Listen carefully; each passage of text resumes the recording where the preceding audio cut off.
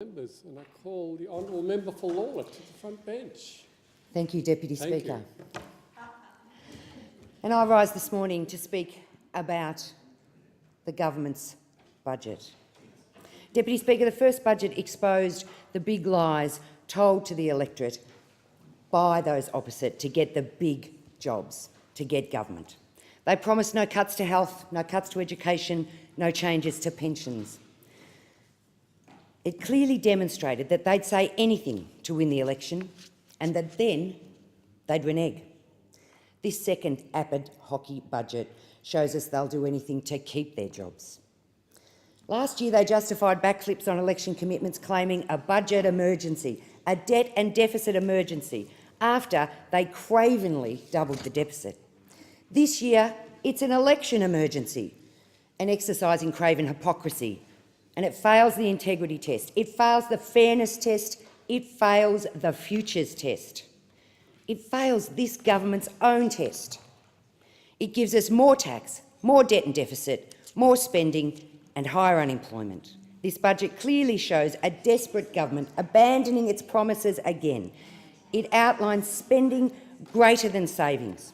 After months of defending its cruel budget, slashing of spendings and demanding Labor outline savings, it has rejected Labor's sensible savings policies. And what will it mean in my community, Deputy Speaker, for the residents of Lalor?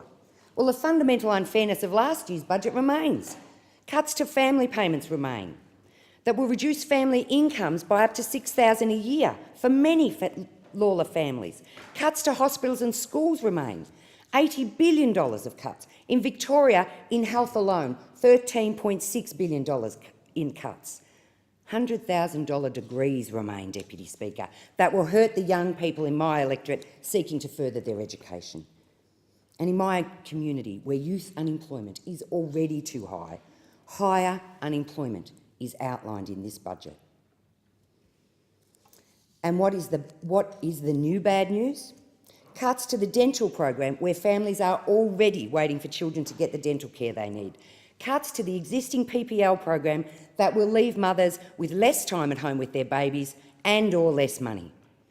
And the new early childcare and education measures spruiked by Minister Morrison across the past few weeks appear to be a cruel delusion, Deputy Speaker.